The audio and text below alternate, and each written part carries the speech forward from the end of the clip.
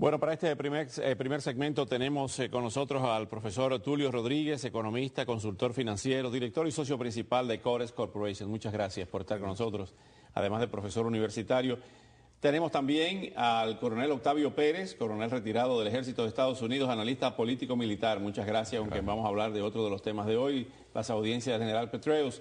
Y desde Boston, Massachusetts, tenemos esta noche al profesor José Gabilondo, profesor de Derecho Financiero de FIU. Profesor José Gabilondo, buenas noches. Gracias por acompañarnos nuevamente esta noche. Encantado como siempre.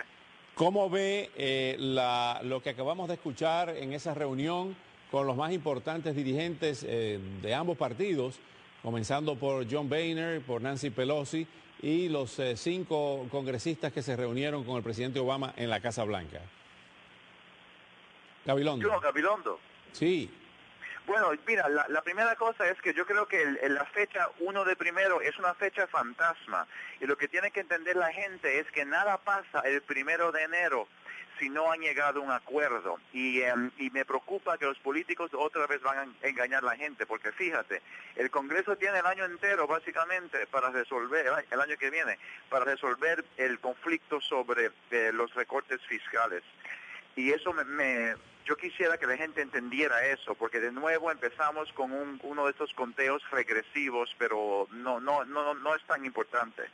Ahora bien, eso que se ha estado diciendo, de que si no se llega a un acuerdo para el 1 de enero, automáticamente desaparecen las exenciones fiscales, como dicen en Puerto Rico, las exenciones contributivas de la época de Bush. Eso no desaparece automáticamente y se dispara y que podríamos caer en una espiral inflacionaria con riesgo de una nueva recesión para el 2013. Bueno, sí, caducan esos beneficios, pero la realidad es que tú no vas a rellenar tu formulario tributario para el año 2013 hasta abril de 2014, de forma que el Congreso tiene el año entero para decidir cuál va a ser la ley que se aplica para el año tributario que viene. Y segunda, el estudio de la Oficina Presupuestaria del Congreso que menciona la recesión, de cual todo el mundo hace tanto énfasis, lo que dijeron es que en los primeros 6 meses de 2013 quizás habría una recesión, pero para el año como una totalidad mejoraría la economía y habría crecimiento neto y no una recesión. De forma que el fantasma de la recesión también se ha exagerado. Profesor Tulio Rodríguez, ¿qué opinión tiene lo que acabamos de escuchar del profesor Gabilondo? Me coincido con él en la parte política. Y yo defino la política como el arte de influir en la conducta de los demás sin ninguna consecuencia. Cuando uno va a comprar un automóvil, si no lo paga, se lo quitan. Cuando uno compra una casa, si no la paga, se la quitan. Sin embargo, el político hace ofertas, después no cumple y no pasa absolutamente nada.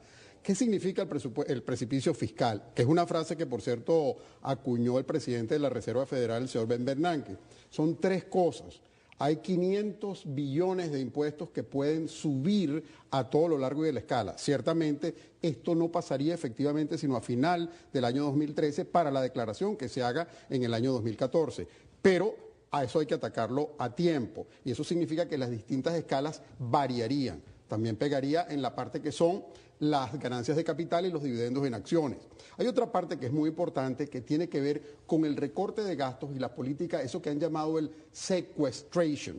Yo no sé si ustedes se acuerdan, el año pasado se creó una cosa que se llamaba el supercomité en el Congreso. Y ese supercomité lo que tenía como función era reducir los gastos. Pero el Congreso les dijo, si no se ponen de acuerdo, entonces tanto de los gastos se van a reducir a todo lo largo y ancho, no importa lo que pase. El Congreso no se puso de acuerdo y ahora va a entrar en vigencia la política de sequestration, que es de reducir los gastos a todos los niveles. Especialmente puede haber una reducción importante en los gastos militares, que es otra parte también muy importante de la que ustedes van a hablar. Yo no sé si ustedes saben que el presupuesto de los Estados Unidos en gastos militares es 740 billones de dólares. El presupuesto de gastos militares de los 17 países más grandes del mundo, no contemplado a los Estados Unidos, pero contemplando a Rusia y a China, todo sumado es 540 billones de dólares. Esas cifras hablan por sí solas de la manera como uno debe reformular, porque este precipicio fiscal sí nos puede... nos podemos ir por... Profesor Gabilondo, estamos viendo por lo menos una pequeña o una gran luz al final del túnel de que va a haber un acuerdo bipartidista de que va a haber un acuerdo entre los demócratas y los republicanos para evitar ese precipicio fiscal y no a decir como aquel presidente Luis Herrera Camping, que se lo atribuían con mucho humor de Venezuela, que dijo en un discurso, estamos al borde del precipicio, tenemos que dar un paso al frente. Bueno, yo creo que sí se va a resolver, porque los políticos tienen el mismo interés de ser reelegidos.